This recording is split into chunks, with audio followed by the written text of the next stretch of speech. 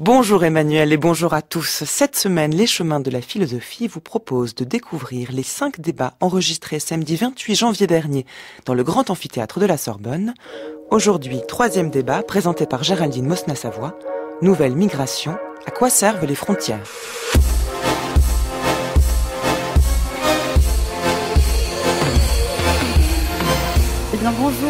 Bonjour à tous, bienvenue à ce 3e débat dont la question est les nouvelles migrations, à quoi servent les frontières ? Et pour en discuter, à mes côtés, je suis ravie de vous présenter Mireille Delmas-Marty, juriste, professeure au Collège de France, auteure tout récemment de Aux 4 vents du monde, petit guide de navigation sur l'océan de la mondialisation paru au Seuil. Bonjour à vous. Michel Agier, anthropologue, directeur d'études à l'EHESS, auteur notamment de La condition cosmopolite que l'on trouve aux éditions de la Découverte et de Les migrants et nous comprendre Babel paru aux éditions du CNRS. Bonjour et bienvenue à vous. Et Gérard François Dumont, géographe et démographe, professeur à l'Université Paris-Sorbonne, auteur de Géopolitique de l'Europe, disponible au PUF et qui a remporté le prix Recherche stratégique. Bonjour et bienvenue également. Bonjour. Alors, se demander à quoi servent les frontières, c'est tout de suite poser la question de leur utilité. Et à cette question, on doit dire quand même que l'année passée, et même l'actualité ces jours-ci, a apporté plusieurs réponses qui se ramènent toutes à celle de la protection par les frontières. Protection d'abord d'un territoire dans le contexte de ce qu'on a appelé la crise des migrants et qui a vu en 2016 l'arrivée en Europe de 350 000 personnes venues notamment de Syrie, d'Afghanistan, d'Irak, du Nigeria et de l'Érythrée. Protection aussi par les frontières de la sécurité d'une nation face au terrorisme avec un contrôle accru des entrées et des sorties du territoire. Protection enfin de l'économie d'un pays. C'est par exemple le cas du Brexit en juin qui a marqué le retrait du Royaume-Uni de l'Union européenne. Protection de l'économie mais aussi de la politique. C'est le cas par exemple du décret signé par Donald Trump il y a quelques jours, le mercredi 25 janvier, visant dans une perspective protectionniste à la construction d'un mur à la frontière sud des États-Unis avec le Mexique. Ou plus récemment, ce samedi 28 janvier, du décret signé qui vise l'interdiction d'arrivée de plusieurs États, notamment Irak, Iran, Libye, Somalie, 7 pays au total. Alors, ma première question assez simple aux personnes qui m'accompagnent, alors que nous sommes dans un contexte également de mondialisation et d'ouverture, comment comprendre ce retour aux frontières, comme à ce qui nous protège, et de toute manière, comment définir autrement les frontières qu'en termes de protection ? Michel Agier. Merci et bonjour. Du point de vue de l'anthropologue, on peut dire qu'on n'a pas ni à défendre ni à attaquer les frontières. Les frontières existent et sont peut-être la chose la plus universelle que nous avons pour composer l'humanité. On se distingue des autres en établissant des lieux ou des limites qui marquent une différence. Et marquer la différence, c'est en même temps reconnaître la différence de l'autre. Et donc, d'une certaine façon, au principe de la frontière, il y a de l'identité, bien sûr, mais pour avoir de l'identité, il faut de l'altérité. Sinon, rien ne nous permet de reconnaître. Ça commence avec la distinction entre la culture et la nature. Il faut bien former des villages, former des villes, faire de l'agriculture, et pour cela marquer des limites avec ce qui est du domaine de la nature et du non colonisé, où l'humanité n'aurait pas colonisé ces espaces-là. Et ces distinctions sont toujours remises en cause. C'est le principe. On limite un clan en disant jusqu'à tel lieu de proximité, on sera dans la famille, et là on est en dehors de la famille. C'est ce qui permet d'avoir des mariages, et donc de l'exogamie. Sans frontières, on n'a pas d'exogamie, et donc on ne se reproduit pas. Il faut toujours une étrangère dans les systèmes de filiation patrilinéaire, il faut toujours une étrangère pour pouvoir reproduire la famille, puisqu'on définit des aires matrimoniales, des limites de l'exogamie et de l'endogamie. Et donc, ne serait-ce que cette limite-là, elle est essentielle à l'humanité, à sa reproduction. Là où ça pose problème, c'est ce que vous venez d'évoquer, c'est lorsqu'on confond la frontière et le mur. Et donc, ça a été un des obsessions que j'ai eues depuis cet ouvrage, La condition cosmopolite. Et parfois, on me dit, tu joues sur les mots, on voit bien que la géopolitique a ses exigences, et tu es un doux rêveur. Mais non, je pense qu'il est important analytiquement de faire la différence entre le mur et la frontière. Parce que la frontière, elle est double, elle est une double reconnaissance. L'autre me reconnaît et moi je reconnais l'autre. Et il faut qu'il y ait ce lieu. On peut dire c'est un miroir, on peut dire c'est un seuil, Et tout ce qui fait miroir et tout ce qui fait seuil, finalement, nous est essentiel à notre propre identité. Et on sait combien l'identité est un sujet perturbé depuis un certain nombre d'années, bien sûr. Donc, il ne faut pas confondre analytiquement un mur et une frontière. Le mur, finalement, enferme l'identité. Et alors, ça paraît banal, puisque ce sont des sujets qu'on rencontre maintenant, mais assez fréquemment dans les médias. Mais le mur empêche le fait à la frontière d'être ce lieu de mise en relation. Paradoxalement, les murs qui se développent, les 20 000 kilomètres de murs qui sont construits aujourd'hui, et Donald Trump nous annonce que, ça y est, il a décidé d'ajouter 1000 ou 1500 kilomètres de plus, créant donc des conflits diplomatiques avec ses voisins immédiats. Le mur, on le voit bien là, est le lieu d'un conflit. Le mur crée le conflit ou démultiplie le conflit. Mais en même temps, paradoxalement, les murs aujourd'hui ont eu cet effet d'augmenter l'attente à la frontière. Donc il nous faut un autre élément pour penser la frontière, c'est le temps de la frontière. Il y a l'espace de la frontière et il y a le temps de la frontière. Or aujourd'hui, qu'est-ce qu'il se passe? Il y a de plus en plus de gens qui passent de plus en plus de temps dans des situations de frontières. Et c'est là où l'anthropologue peut peut-être faire quelque chose et constater que de plus en plus de gens se trouvent dans l'indétermination. Ils ont quitté un pays, ils ne sont pas tout à fait arrivés dans un autre.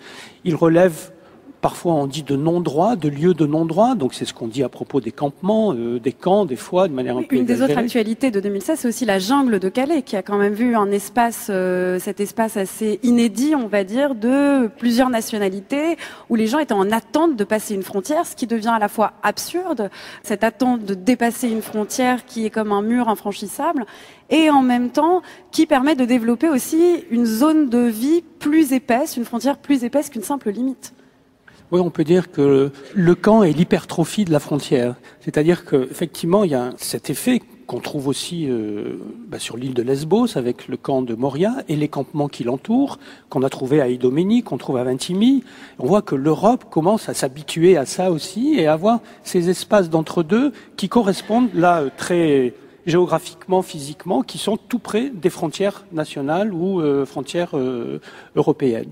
Et effectivement, le paradoxe, c'est que effectivement, un camp est une frontière, c'est-à-dire un lieu, un espace dans lequel vous avez, comme c'était le cas à Calais pendant un an et demi, dans ce camp qui a été un camp qui n'était pas un campement créé par les migrants eux-mêmes, mais qui était un camp de regroupement créé par l'État à la demande de la mairie.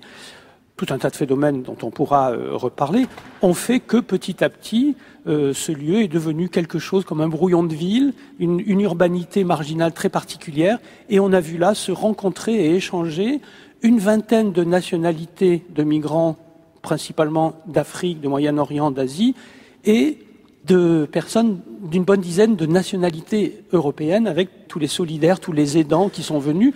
Et donc, on s'est retrouvé de fait dans un des lieux les plus cosmopolites, d'une certaine façon, avec de multiples langues, des traductions, des formations, des volontés de construire des choses ensemble, etc. Et de ce point de vue-là, on peut dire que l'État a complètement raté, puisqu'il voulait rendre invisibles ces migrants, et c'est devenu un des lieux les plus visibles en France, ce camp de Calais.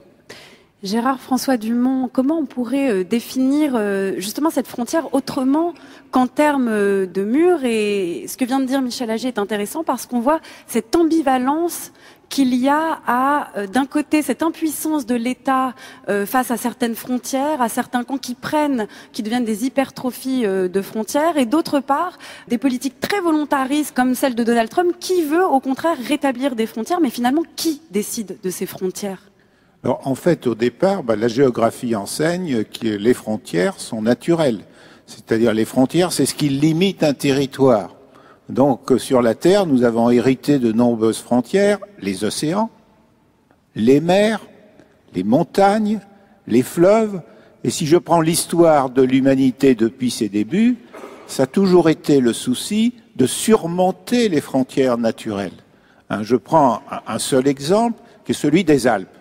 Pendant de très nombreux siècles, les Alpes ont été une coupure quasiment infranchissable entre le nord et le sud de l'Europe.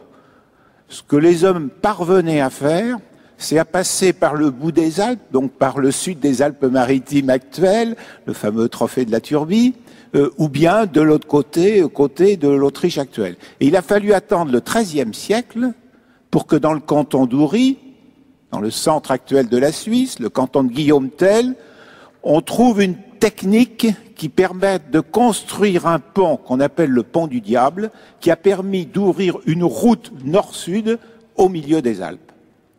Et donc, nous voyons bien que cette question de frontières, c'est qu'en réalité, dans l'histoire de l'humanité, on a cherché à transformer les frontières en lieu d'échange par des routes maritimes, par le fait de construire des ponts.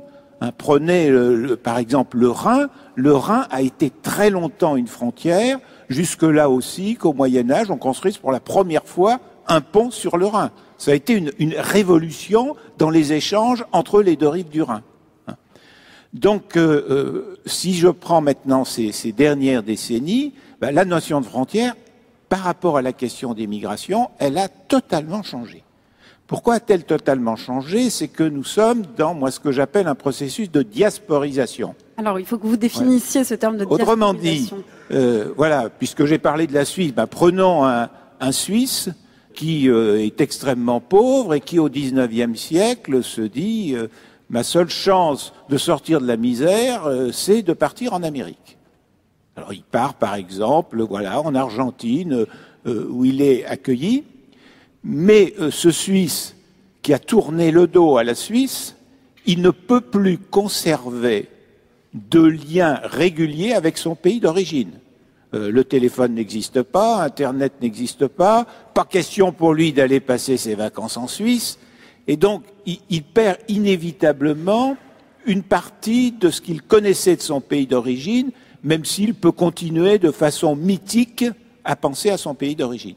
Ce qui s'est passé aujourd'hui avec le développement à la fois des transports, notamment des transports aériens, et des technologies de l'information et de la communication, c'est que les immigrants ont de plus en plus un sentiment de biterritorialité, c'est-à-dire un attachement au pays dans lequel ils vivent, dans lequel ils sont présents quotidiennement, tout en conservant un lien fort avec leur pays d'origine.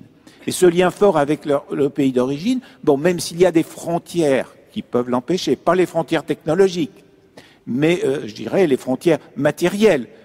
Voilà, si je prends un Français d'origine algérienne, bien sûr, il y a une frontière qui est liée, par exemple, au coût du transport de la France en Algérie.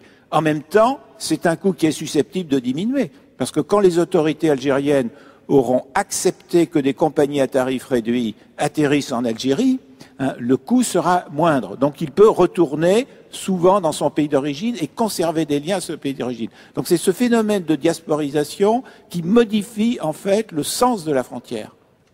Mais vous voyez bien, et là je me tourne vers vous, Mireille Delmas-Marty, cette distinction entre d'un côté cette frontière qui est bouleversée par des migrations telles que vous le décrivez avec le phénomène de la diasporisation, et les frontières qui sont bouleversées par le fait, par exemple, d'un flux de migration très important, en fait, et face auquel on réagit en voulant construire des murs. Il y a bien une inégalité face aux frontières. Un Français d'origine algérienne pourra revenir dans son pays d'origine quand il le souhaite. En revanche, quelqu'un ne pourra pas, par exemple, un Mexicain aujourd'hui ne peut pas aller aux États-Unis s'il le souhaite. Et là, il y a une véritable inégalité face aux frontières. Mireille Delmas-Marty. Oui, vous avez raison. Du point de vue juridique, tous les États ne sont pas égaux par rapport aux frontières, contrairement à ce qu'affirme la Charte des Nations Unies. Mais il faut dire que pour ce qui est de l'approche juridique, le mot-clé, c'est pas frontière, c'est territoire. Parce que l'État s'est construit, sa souveraineté s'est construite autour d'un principe de territorialité. Et au fond, le droit international, il est entièrement construit sur ce principe de territorialité. Mais c'est largement fictif dans la mesure où les États les plus puissants arrivent à étendre leurs compétences, c'est ce qu'on appelle l'extraterritorialité. Le droit américain, par exemple, s'applique bien au-delà des frontières américaines. On se souvient, il y a quelques années, de la condamnation des grandes banques européennes sur la base du droit américain, alors qu'il s'agissait de comportements qui n'étaient pas commis aux États-Unis, il n'y avait pas de victimes américaines. Donc là, il y a au contraire pour les États qu'on peut appeler des superpuissances ou des surpuissances, plus que la territorialité, il y a l'extraterritorialité. Il y a aussi, pour des unions d'États comme l'Union européenne, des phénomènes qu'on pourrait dire de multiterritorialité. Il y a une superposition. Il y a la territorialité nationale, il y a la territorialité européenne, il y a l'absence de territorialité mondiale. Donc là, il y a une inégalité déjà au départ dans le droit international. Mais alors on pourrait se dire, avec le phénomène dit de mondialisation, de globalisation, le problème est résolu puisqu'il n'y aurait plus de territorialité, il y aurait une seule vaste territoire qui serait le territoire mondial. On n'en est pas là. On n'en est pas là parce que la globalisation se fait elle aussi de façon extrêmement variable. Il y a une variabilité, je dirais, selon les activités humaines. Il y a à l'heure actuelle beaucoup d'activités humaines qui sont dématérialisées, donc on ne peut plus rattacher à un territoire. Pensez au flux d'informations qui circulent sur Internet. Il n'y a plus de territoire, de rattachement. Pensez aux risques globaux, le risque climatique, le risque sanitaire. Il n'y a pas de rattachement possible à un territoire. Donc on a une sorte de phénomène qui, pour certaines questions, pour certaines activités humaines, en effet, supprime les frontières. Mais en même temps, ça ne vaut pas dans tous les domaines, et il est clair que des pays qui ont peu de moyens pour surveiller leurs frontières ne réussiront pas à empêcher la pénétration des capitaux, par exemple, des investissements, ou l'accaparement des terres. C'est un des problèmes dont la Cour pénale internationale vient de commencer à se saisir, dans le prolongement du crime contre l'humanité, l'accaparement des terres, parce que les États faibles sont dans l'impossibilité d'y faire obstacle. Donc on a une sorte d'inégalité qui n'est pas libérée, réduite par la globalisation, mais qui est renouvelée en quelque sorte par la globalisation. Les acteurs ne sont pas les mêmes non plus face à la globalisation. Il y a des grands acteurs non étatiques qui sont déjà globalisés, les entreprises transnationales par exemple, mais aussi les experts, les scientifiques sont déjà globalisés, dans certains domaines même les organisations non gouvernementales, alors que par ailleurs les États restent présents sur un certain nombre de terrains. C'est ça qui est à noter, c'est cette disproportion entre d'un côté ce bouleversement que nous amène à penser le bouleversement des frontières, c'est-à-dire des territoires, des souverainetés, de l'État, de leur pouvoir, de ce qui leur revient, cette circulation des biens, des capitaux et des hommes qui est quand même assez contrastée, et en même temps cette sorte de résistance quand même dans l'opinion publique avec l'identité auquel on est attaché, un droit souverain auquel on reste attaché, ou du moins certains pays restent attachés, ou certains partis, on va dire certains politique reste attaché. Pourquoi cette sorte de ressurgissement de l'identité figée face à ça? Je pense qu'il faut ajouter quelque chose, c'est que la globalisation dans le champ juridique ne nous amène pas, ne nous conduit pas à une sorte de droit commun mondial qui sera un droit commun uniforme. Au contraire, d'une certaine manière, la globalisation appelle des différenciations. Et si nous allons vers un droit commun, ce sera nécessairement un droit commun différencié. D'ailleurs, dans l'accord de Paris sur le climat, qui a été conclu l'année dernière, eh bien, il y a un principe qui étonne un peu à première vue et qui en réalité est indispensable pour construire un droit global acceptable par tous. C'est le principe des responsabilités communes mais différenciées. Donc ce qui est global sont les objectifs qui sont communs, qui devraient l'être aussi en matière de migration. On devrait pouvoir poser des objectifs communs, mais en même temps, on ne peut pas concevoir d'imposer à tous les États les mêmes règles, des règles identiques pour appliquer ces objectifs communs, pour atteindre ces objectifs communs. Donc il faut des responsabilités différenciées. On a donc besoin de la différenciation. Et de ce point de vue-là, on a encore besoin des frontières, ne serait-ce que pour sauvegarder les différenciations. J'avais noté pour vous cette formule que je trouve très belle d'Édouard Glissant dans son ouvrage « Une autre région du monde », où il dit « Les frontières sont une invitation à goûter les différences et à comprendre l'identité, il ajoute un peu plus loin, comme une relation et non pas comme une souche excluante et intolérante, changer en échangeant avec l'autre sans me perdre ni me dénaturer. » Je crois que c'est ça l'idée d'un droit commun différencié. Gérard-François Dumont. Oui, je crois que à ce stade-là, il faut arriver aussi à la question de la dimension géopolitique de la frontière. Cette dimension géopolitique, elle peut être liée à des pouvoirs qui ont voulu étendre leur territoire. Et en même temps, ce qui est très intéressant pour un géographe, c'est que beaucoup de frontières étatiques sont des frontières naturelles. C'est-à-dire que souvent, finalement, les États s'entendent sur une frontière naturelle. Alors, deux exemples. Bon, quand la Norvège a pris son indépendance par rapport à la Suède, eh bien, on a pris la ligne de partage des eaux pour faire la frontière entre les deux pays. Bon, il n'y a pas si longtemps que ça, l'Allemagne a accepté la frontière sur l'Oderneis, c'est-à-dire sur un fleuve. Donc, la dimension géopolitique du rôle de la frontière, tel que le pensent ceux qui ont la décision sur le fait de savoir si cette frontière va être plutôt un lieu d'échange ou au contraire plutôt un mur ou une barrière, on peut l'illustrer à travers deux exemples africains totalement opposés. Parmi les organisations de globalisation régionale que nous avons en Afrique, vous avez la CEDEAO, donc la Communauté des États de l'Afrique occidentale. 15 pays de l'Afrique occidentale qu'ont-ils décidé eh bien, d'avoir un passeport commun, comme nous avons un passeport commun dans l'Union européenne. Et donc, vous voyez bien que les ressortissants de ces 15 États, qu'ils soient ivoiriens ou qu'ils soient sénégalais, eh bien, ils ont une facilité pour passer les frontières entre les 15 pays membres de cette communauté. Prenons une autre organisation régionale africaine, l'Union du Maghreb arabe, qui existe pourtant depuis longtemps. Mais là, en revanche, c'est une union qui n'est jamais parvenue à beaucoup d'ententes et qui, au contraire, au lieu de faire de la frontière un lieu d'échange, ça s'est même traduit aujourd'hui par une fermeture, puisque je vous rappelle que la frontière terrestre entre le Maroc et l'Algérie est fermée maintenant depuis plus de 20 ans. Donc, vous voyez qu'il y a des décisions géopolitiques qui changent le rôle de la frontière.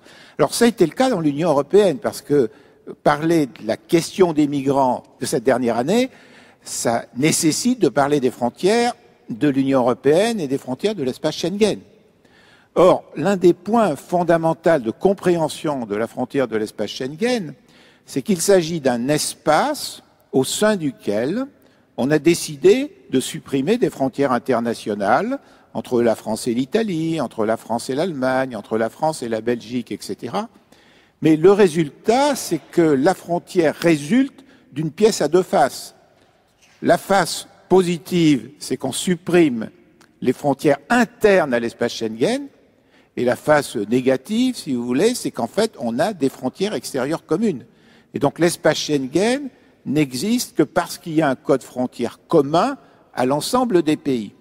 Le problème qui s'est posé ces dernières années, mais là je serai trop long pour l'évoquer, c'est en fait les erreurs faites par l'Union européenne et par les pays européens en matière de politique internationale et en matière de politique d'asile, qui ont des erreurs d'ailleurs, qui ont essentiellement enrichi les passeurs, au lieu d'aider les personnes soumises à des exodes en raison de guerre civile. Mais juste à vous écouter tous les trois, c'est-à-dire que d'un côté, vous souhaitez quand même les frontières, vous y voyez une sorte d'utilité, ne serait-ce qu'en termes de relations, d'identité, de mise en contact, d'enrichissement, d'élargissement d'une culture. Or, c'est pas du tout le traitement qui est fait de la frontière actuellement. Et on pourrait très bien reprocher à cette défense de la frontière d'être une défense complètement, on va dire, angélique de ce qu'est une frontière, alors que ce qu'on voit dans l'utilisation d'une frontière, ce qu'on voit par exemple avec le Brexit ou avec l'Union européenne, c'est une sorte de retrait, de mise à l'écart, de repli sur soi, qui correspond d'ailleurs à une tendance parfois au nationalisme dans certains pays où on n'est pas du tout dans cet usage-là de la frontière actuellement. Michel Adji, allez-y. Ce qu'on a actuellement, si on veut prendre un petit peu de recul, c'est qu'on a un exemple de la relativité de la frontière. Juste une nuance sur ce que vous venez de dire. Je ne pense pas qu'à l'intérieur de l'Europe, on a supprimé les frontières. Je pense qu'on a ouvert les frontières. Et c'est différent. C'est-à-dire, on les a ouvertes, mais on peut les refermer. Et on voit bien qu'il y a des moments politiques, et la politique, de ce point de vue-là, est ce qui détermine beaucoup de choses, qui font qu'à un moment donné, on va refermer la frontière. Ou bien on va dire, moi je passe ma frontière, comme le cas du Brexit, ma frontière, je la renforce de votre côté continental, et je vais peut-être l'ouvrir un peu plus du côté atlantique, par exemple. Et donc, on voit bien qu'il y a une relativité de ces frontières. L'autre question que ça pose, et qui est à la fois une question de droit et une question anthropologique, c'est quel est le périmètre de notre existence. Je pense que le périmètre national, sur lequel là, qu'on le veuille ou non, on est tous en train de penser aux frontières nationales. Moi, je pense, et l'anthropologie montre que des frontières, il y en a de toutes sortes, même quand on parle de territoire, les frontières locales, régionales, micro-locales, et évidemment aussi les frontières sociales, religieuses, culturelles, linguistiques, etc., etc. Donc tout ça est une abondance de frontières, une abondance, je crois, de situations de frontières. Mais là, la question, c'est quel est exactement le périmètre de notre existence? Et aujourd'hui, je pense que ce qui fait que beaucoup de gens sont un peu déroutés, c'est que ces périmètres se sont multipliés. On peut être dans un périmètre très local, familial. On a ces retours sur le clan familial, la famille, les très proches, le besoin de l'entre-soi. Et puis, on a un périmètre national qui peut être parfois revendiqué ou parfois qui dit finalement la même personne qui revendiquera son identité nationale le lendemain sera sur Internet en train de dialoguer avec quelqu'un en Australie ou en Océanie et ne se rendra même pas compte qu'elle est passée sur une autre forme du monde. Et donc le problème, c'est que nous avons affaire à plusieurs échelles qui ne sont pas des échelles théoriques, qui sont des périmètres différents de l'existence. Et c'est une question de droit aussi, parce que quand on pose la question d'un droit commun, c'est comme si on posait la question du monde commun. Et de ce point de vue-là, c'est tout un chantier en cours. Et quelle serait du coup la bonne échelle pour ce monde commun? Quelle serait, si on considère que nos existences sont dirigées, prennent place en tout cas dans des échelles différentes, alors quel peut être un monde commun? Mais je ne crois pas qu'il y ait une seule échelle. Justement, un monde commun, c'est un monde avec plusieurs échelles. Par exemple, vous avez la superposition de la notion de citoyenneté. On a la citoyenneté nationale, mais quand on fait partie de l'Union européenne, on a une citoyenneté européenne, et on voit de plus en plus qu'il serait nécessaire de reconnaître une citoyenneté mondiale. Donc on n'aura pas, si on reconnaît une citoyenneté mondiale, disparition des autres citoyennetés. De même que la citoyenneté européenne n'a pas fait disparaître la citoyenneté nationale. Autrement dit, on entre dans une sorte d'univers mental de multi-appartenance. Et ça, je crois que c'est quelque chose d'important. Alors, ajoutons à cela d'ailleurs la question des vitesses, parce que vous parliez des accords de Schengen tout à l'heure. Ce qui est intéressant dans la technique même du droit européen à ce point de vue-là, c'est que c'est ce qu'on appelle les coopérations renforcées, c'est-à-dire qu'un groupe d'États, mais pas l'ensemble de tous les États de l'Union européenne, peuvent décider d'aller plus vite dans l'intégration des normes européennes dans certains domaines. Et Schengen, au départ, c'était ça. C'était un groupe qui voulait aller plus vite dans l'intégration. Donc c'est un système à plusieurs vitesses. Il n'y a pas seulement plusieurs espaces, mais il y a un système à plusieurs vitesses. Et ça, je crois que c'est important dans la façon de concevoir un futur droit commun mondial. Mais vous avez raison de dire, tout ça peut paraître un peu surréaliste quand on constate le repli, à l'heure actuelle, le repli souverainiste, le repli nationaliste. Et là, moi, j'ai tendance à penser que c'est lié à une sorte de montée du sentiment de peur et l'apparition d'une sorte de gouvernance par la peur. Et là, je crois qu'il y a un effet, à la fois un effet 11 septembre, on pourrait dire, 11 septembre 2001, où on va voir le monde se crisper autour de la peur du terrorisme, et ensuite autour d'un amalgame qui va se faire très vite entre terrorisme, criminalité, immigration. Et on retrouve cet amalgame maintenant à l'échelle européenne. Alors, il commence peu après le 11 septembre 2001, parce que ça a eu des répercussions déjà en Europe. Vous savez qu'on a adopté le fameux mandat d'arrêt européen qui permet justement de faire abstraction des frontières pour arrêter quelqu'un. Après le 11 septembre, ça a été, alors que c'est un projet qui dormait dans un tiroir paisiblement depuis des années, il a été brusquement voté à vitesse très rapide parce qu'il y avait eu le 11 septembre. Et alors on a maintenant ce qu'on pourrait appeler l'effet 13 novembre, une sorte de réactivation de l'effet 11 septembre par l'effet 13 novembre en France, avec les mêmes conséquences, c'est-à-dire cette tendance à l'amalgame entre terrorisme, criminalité, immigration. Et du coup, on a ces phénomènes de repli souverainiste qui sont un peu aberrants parce que, en fait, même quand on discute sur la sortie de l'Europe, alors il y a l'exemple le plus connu qui est le Royaume-Uni, mais c'est une question qui est aussi discutée dans un pays comme la Pologne. Et j'étais en Pologne au printemps dernier, quand on en discutait, on avait l'impression qu'il était possible pour ceux qui préconisent la sortie de l'Europe de revenir à la case départ. Mais c'est pas vrai. Si on quitte l'Europe, on ne revient pas à la case départ.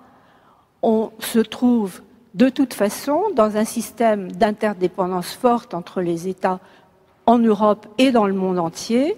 Donc il y a forcément des dominations. Si c'est plus le droit européen qui domine ou qui limite la souveraineté nationale, ce sera le droit du pays le plus puissant. Alors aujourd'hui, c'est le droit américain, ça peut être demain le droit chinois. Mais de toute façon, aucun pays, si puissant soit-il, ne peut retrouver pleinement une souveraineté totale. Parce que la plupart des problèmes de société sont des problèmes globaux. Cher François Dumont. Oui, effectivement, je suis tout à fait d'accord avec ce qui vient d'être dit. Par définition, nous sommes multiscalaires, surtout en géographie. Et personnellement, ça fait de nombreuses années que je déplore des enquêtes faites par l'Union européenne où on interroge les gens en leur demandant est-ce que vous sentez plutôt français ou plutôt européen ou plutôt citoyen du monde. C'est totalement absurde. Moi, je me sens d'abord citoyen des lieux où j'habite, donc j'ai d'abord ma citoyenneté locale. La démocratie repose sur la démocratie locale. Je me sens citoyen français, je me sens citoyen européen, je me sens citoyen du monde. Donc cette dimension multiscalaire, elle est essentielle. Alors par rapport à notre sujet, parce que la question du Brexit est essentielle, parce qu'en réalité, ce Brexit, moi personnellement, j'ai toujours pensé qu'il allait se faire, pour une raison bien simple, c'est qu'on a mal géré les frontières. Pourquoi ? Parce que le 1er mai 2004, on a décidé un élargissement à 10 nouveaux pays. Ces pays, au lieu de leur dire, écoutez, maintenant vous êtes membre de l'Union européenne, donc on vous applique l'ensemble du droit européen et notamment la liberté de circulation des travailleurs. On leur a dit, non, vous êtes membre, mais vous êtes quand même des citoyens de seconde zone et on va mettre en place une période probatoire. Et pendant cette période probatoire, chaque pays européen pourra décider, pendant 7 ans, s'il donne ou non à vos travailleurs la libre circulation au sein des pays de l'Union européenne. Quelle a été la réponse ? 12 pays ont dit non, on ne vous donne pas la libre circulation. Et à quel titre, sur quels critères ? Sur des critères propres à chaque pays. C'est-à-dire sur les peurs que vous évoquiez tout à l'heure, c'est-à-dire sur les peurs que des immigrants venus de Pologne viennent, par exemple, prendre des emplois en France. Enfin, on ne parlait pas encore du plombier polonais en 2004, mais vous voyez, c'était le plombier polonais entre guillemets, si je puis dire. 3 pays ont accepté d'ouvrir leurs frontières. La Suède, le Royaume-Uni et l'Irlande. Résultat, la libre circulation des travailleurs ne s'est appliquée qu'à ces pays. Et donc, en conséquence, les ressortissants de ces pays se sont concentrés même, essentiellement sur le Royaume-Uni. Alors, quand je dis les ressortissants qui voulaient travailler, mais même les étudiants. Parce que l'étudiant polonais, qui s'était peut-être dit, j'ai envie d'acquérir le diplôme de telle école d'ingénieur en France, il ne venait pas en France. Parce qu'il savait que s'il s'inscrivait dans une école d'ingénieur en France, lorsqu'il aurait obtenu son diplôme, on ne l'aurait pas autorisé à acquérir une première expérience professionnelle en France avant de retourner faire valoir son savoir-faire en Pologne. Donc en fait, nous avons eu une surmigration sur le Royaume-Uni qui est la raison explicative d'une certaine montée de la xénophobie dans ce pays et qui a conduit au Brexit. Donc c'est bien l'Union européenne dans la façon dont elle a géré les frontières. Moi personnellement, dès 2004, j'ai condamné cette méthode, et je n'ai pas changé d'avis depuis, bien entendu, qui a créé ce sentiment britannique qui a conduit au Brexit. Michel Agier, vous vouliez réagir ? Je voulais plutôt revenir sur ce que disait Mireille Delmas-Marty, sur cette question d'une identité et de droits associés à une citoyenneté mondiale. Moi, j'ai l'impression, depuis que je travaille auprès de migrants, réfugiés, sans-papiers, demandeurs d'asile et toutes ces catégories multiples de gens qui bougent dans des conditions précaires, qu'ils sont toujours à la recherche d'un droit et d'un État. Je vous donne un exemple. À Calais, dans le camp de Calais, lorsque l'État a décidé la première destruction en mars 2016, la moitié sud du camp, des habitants du camp, syriens et irakiens, ont fait une grève de la faim et se sont cousus les lèvres. Et quelqu'un parmi eux a dit « Nous voulons rencontrer un représentant des Nations Unies ». Et c'était extraordinaire parce qu'il disait finalement notre interlocuteur, ça n'est pas l'État français, nous sommes à la recherche d'un État qui serait notre interlocuteur. Et j'avais eu quelque temps auparavant, dans des enquêtes que j'avais faites en Guinée sur des réfugiés sierra-léonais et libériens, un petit peu la même attitude, c'est-à-dire de gens qui cherchaient un interlocuteur, faisaient des manifestations, et je défends souvent cette idée-là qu'on ne voit pas assez que loin du regard humanitaire, c'est un regard politique qu'il faut porter sur les frontières parce que c'est des gens qui font des manifestations, qui brandissent des pancartes, qui ont des slogans qui sont très très politiques. Et en Guinée, par exemple, des réfugiés libériens et sierra-léonais demandaient à parler aux représentants du HCR, aux représentants des Nations Unies et non pas aux représentants des États dans lesquels ils se trouvaient. Et c'est là où on a, moi je dirais, un citoyen en devenir ou un sujet citoyen en devenir, mais qui n'a pas encore de véritable citoyenneté. Et comment est-ce qu'on la trouve, comment est-ce qu'on la compose, cette citoyenneté? Si c'est les États-nations tous ensemble, le pire est à prévoir, aujourd'hui en tout cas, et si c'est une instance supérieure aux États-nations, laquelle serait la plus légitime? Mais je crois qu'il ne faut pas compter sur les États-nations pour bâtir un statut juridique du citoyen du monde. En fait, les choses ne se passent pas comme ça. C'est à partir, au contraire, des individus, d'abord, ensuite des acteurs non étatiques, les organisations non gouvernementales, les mouvements religieux, le cas échéant, et puis parfois le rôle des acteurs scientifiques dans un domaine qui est apparemment très différent des migrations, mais qui relève aussi d'une gouvernance globale, d'une gouvernance mondiale, qui est le domaine du climat. Ce qui a mis en mouvement, ce qui a mis en branle les États, ça a été une sorte d'alliance, de fait, entre l'alerte lancée par les scientifiques qui, eux, sont déjà mondialisés, parce qu'ils sont déjà organisés, les climatologues notamment, et d'autres, sont déjà organisés à l'échelle mondiale, ils sont déjà organisés en citoyens du monde, en fait.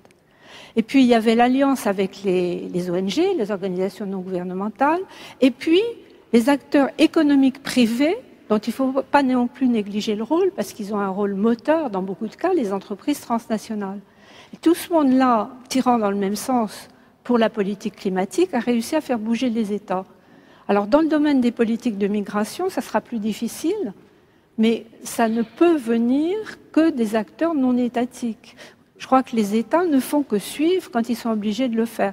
Et on en a d'ailleurs la preuve parce qu'il existe un texte international, Convention des Nations Unies sur les droits des travailleurs migrants et de leurs familles. C'est un texte qui a été adopté à la fin du siècle dernier, 1998, je crois, Convention de Washington, qui est déjà un peu comme un statut du citoyen du monde, puisqu'il reconnaît à tous les travailleurs migrants, qu'ils soient réguliers ou irréguliers, même en situation irrégulière, il reconnaît un certain nombre de droits fondamentaux, de droits de l'homme, tout simplement. Or, ce texte, il est bloqué parce qu'il a été ratifié par un certain nombre d'États, donc théoriquement, il est entré en vigueur, mais les États qui l'ont ratifié sont tous des pays d'émigration et pas des pays d'immigration. Les pays d'immigration, notamment l'Europe, n'ont pas ratifié. Et moi, j'ai beaucoup regretté au moment de ce qu'on avait appelé les printemps arabes, au moment où on avait l'impression d'un vent de démocratie qui soufflait. L'Europe avait l'air prête à applaudir. C'était le moment pour l'Union européenne de ratifier la fameuse convention sur les droits des travailleurs migrants et de leurs familles. Ça aurait été une belle reconnaissance publique et on ne l'a pas fait. Et pourquoi ? Par attachement aux frontières, par attachement aux frontières, et peut-être quand même cet effet 11 septembre et 13 novembre que j'évoquais tout à l'heure, cette montée d'une gouvernance par la peur qui amène au discours populiste qu'on connaît bien. Enfin, il y a aussi, de mon point de vue, un problème qui se pose aussi à l'échelle globale, c'est la double inégalité sociale entre les conditions sociales très disparates d'un point à un autre du monde, qui maintenant deviennent visibles. C'est ça un des effets de la mondialisation, c'est que tout le monde voit tout le monde. Et donc, de certains points de la planète très pauvres, on voit les beautés et les richesses consuméristes, et le monde consumériste du premier monde qui attire et qui se fait désirer. Et à l'inverse, on voit aussi partout qu'il y a des gens qui sont dans des conditions sociales bien plus pauvres et on ne les veut pas aussi pour ces raisons-là. Finalement, la vieille frontière nord-sud, elle a finalement pas beaucoup bougé, celle-ci, pour le coup. Je pense qu'on y revient en réalité. Il me semble bien qu'avec la fin de la guerre froide, qui faisait peut-être écran d'une autre grande disparité dans le monde, on est revenu à une disparité sans doute plus fondamentale qui a son origine dans l'histoire coloniale, dans l'histoire de l'esclavage, dans l'histoire des impérialismes, qui est la grande séparation nord-sud. Et on la voit aujourd'hui dans ce qui se dit à propos des migrants. Derrière ce langage à propos des migrants, il y a quelque chose comme ces migrants-là, ils sont pauvres, ils sont précaires, ils dérangent. Il y a tellement de gens qui circulent C'est plus une en Europe frontière, sans poser on va de problème à dire, personne. mentale, un a priori, même une limite qu'on se fixe soi-même, plus que des causes réelles, Gérard François Dumont. Oui, je crois que la réalité est quand même beaucoup plus complexe qu'une simple frontière nord-sud. C'est évidemment mon maître Alfred Sauvy qui a créé l'expression tiers-monde, qui au début des années 50 avait encore un sens, mais lui-même, dans les dernières années de sa vie, considérait que cette expression ne correspondait plus à la réalité. Alors c'est un peu par simplification, par pédagogie que l'on continue maintenant à parler des pays du Nord et des pays du Sud. Oui, évidemment, c'est plus complexe, mais finalement... En réalité, à l'intérieur de chacun d'entre eux, les situations sont extrêmement différenciées. Même au sein des pays de l'Union européenne, la façon de ressentir l'altérité, la façon de ressentir l'étranger, eh bien, elle est fondamentalement différente selon que vous êtes aux Pays-Bas, en Hongrie, en Espagne. Prenons un exemple simple qui vous montre, qui va vous montrer ou vous convaincre de ce que je viens de dire. Bon, en France, comme dans les autres pays européens, nous avons des immigrés qui, d'un point de vue juridique, sont en situation irrégulière. Bon, on ne les connaît pas, on ne les recense pas. On leur demande pas, ci ou là, de dire qu'ils existent et qu'ils sont présents sur le territoire français. Bon. Je traverse les Pyrénées. Je vais en Espagne. Qu'est-ce qu'ils demandent, les Espagnols? Eh bien, ils disent, si vous êtes irrégulier, allez à la mairie et inscrivez-vous sur le registre de population. Et donc, en Espagne, on sait qui est travailleur irrégulier. Et d'ailleurs, lorsque les Espagnols ont régularisé 700 000 travailleurs irréguliers en 2005, il fallait justement être inscrit à la mairie sur ces registres de population. Alors pourquoi l'immigré irrégulier va-t-il s'inscrire? Vous allez me demander peut-être. Je vous le demande. Pour deux raisons. La première raison, c'est que pour pouvoir bénéficier de la sécurité sociale, il doit être inscrit à la mairie. Et s'il souhaite que ses enfants soient inscrits à l'école, il doit être inscrit aussi à la mairie. Donc vous voyez qu'on a une pratique de l'autre qui est totalement différente de celle de la France. Donc moi j'insiste, si vous voulez, sur bien mettre en évidence ces différences géographiques fondamentales. Michel Agier voulait rebondir. Oui, mais justement, vous donnez effectivement un exemple de la complexité, mais l'exemple que vous donnez précisément, ce sont deux exemples de rapports pays du Nord, population du Sud. Ce que je veux dire, c'est que ce qui est dans le fond de ce qui fait problème en Europe, avec des attitudes différentes selon les pays, c'est que certains pays mettent des murs, d'autres pays établissent une relation différente. Les États-Unis changent de relation avec l'Amérique centrale ou avec les migrants d'Amérique centrale, mais au bout du compte, on développe dans les pays, dans les gouvernements des pays, comme problème à résoudre, le problème, vis-à-vis d'une population qui vient des pays du Sud. Et ça, c'est un petit peu, à mon sens, le point commun à tous les débats qui existent aujourd'hui quand on veut parler de problèmes migratoires. C'est toujours cette question-là qui vient. C'est la même chose au sein des pays du Sud. Les exemples sont nombreux. J'ai pas besoin de rappeler la période où les Sénégalais ont chassé les Mauritaniens. J'ai pas besoin de rappeler qu'il y a une ethnie au Burkina Faso notamment qui s'appelle les Mossi, M-O-2-S-I, et que lorsqu'ils sont installés en Côte d'Ivoire, Mossi ont traduit ça par main-d'œuvre servile pour servir les Ivoiriens. Je n'ai pas besoin de rappeler l'année où le Nigeria a du jour au lendemain décidé de chasser les Béninois. Donc, si vous voulez, c'est une situation qui n'est pas seulement Nord-Sud. On parle des pays européens, des pays européens et des pays du Nord. Ce que je veux dire, c'est que dans les pays européens et les pays du Nord en général, le problème qui est derrière toutes ces questions de crise migratoire, etc., on le voit bien là dans l'actualité de ces 10-15 dernières années, c'est un problème non pas vis-à-vis de migrants qui viennent des pays riches du Nord, qui circulent très librement en Europe. Ils viennent des pays du Sud, en Afrique, en Asie, au Moyen-Orient, qui, eux, ont une capacité à se déplacer dans le monde très très limitée par rapport à nous. Nous, avec nos passeports, nous allons à peu près tranquillement dans 140 ou 150 pays sans avoir aucun problème. Prenez un Burkinabé, un Ivoirien ou un Gambien, il va dans 10 ou 15 pays dans le monde sans problème. Très bien maintenant avec l'accord de la CEDEAO, mais il a des problèmes partout dans le monde pour se déplacer. Donc c'est ce rapport, si on veut parler à l'échelle globale, si vous voulez, après il y a les échelles locales, régionales qui sont importantes, mais si on veut essayer d'avoir un point de vue à l'échelle globale, il me semble que cette séparation-là, c'est un creux, c'est un fossé entre les pays du Nord et les pays du Sud qui maintenant nous devient davantage visible qu'avant, au moment de la guerre froide, où on pouvait avoir une multi-orientation de ces conflits, de ces clivages. Non, le vrai changement qui est intervenu, c'est pas celui-là pour moi. Le vrai changement qui est intervenu, c'est l'exode des migrants de Mésopotamie. C'est-à-dire qu'avant 2011, la situation était fondamentalement différente qu'elle est devenue depuis, en raison d'une mauvaise gestion et d'une attitude effectivement frileuse des gouvernements européens vis-à-vis de ces guerres civiles qui se sont déclenchées en Mésopotamie, donc en Irak et en Syrie. Et c'est ceci qui a modifié l'attitude des populations. Et un prolongement de cette mauvaise attitude avec le fait de ne pas accueillir et de se retrouver avec une jungle décalée qui est certes un lieu inédit, parce que nos dirigeants n'ont pas compris ce qui se passait en Mésopotamie, et notamment en Syrie. C'est-à-dire qu'en 2011, nos dirigeants ont cru qu'en Syrie, il se déroulait une révolution, c'est-à-dire que comme il y avait une révolution préalablement en Tunisie, puis ensuite en Égypte, nos dirigeants ont cru, tout simplement, il y avait une révolution, Bachar al-Assad allait être renversé, remplacé par quelqu'un d'autre. C'était en fait une méconnaissance de la géopolitique des populations. Or, en fait, c'est une guerre civile. Or, mais ça s'éloigne un petit peu de la question des frontières, pour le coup. Parce oui, que je suis dans les frontières en plein, là. À partir du moment où c'était une guerre civile, il y a eu un exode de population. Donc des populations qui ont quitté notamment la Syrie avec le lieu de refuge le plus proche, c'est-à-dire le Liban, la Jordanie, la Turquie. Bon, le problème qui se posait à nous à ce moment-là, dès 2011, c'est est-ce que l'on allait se sentir citoyen du monde, et c'est-à-dire est-ce qu'on allait venir au secours de ces personnes, ce que nous n'avons pas fait, il faut quand même le rappeler, c'est un élément tout à fait essentiel.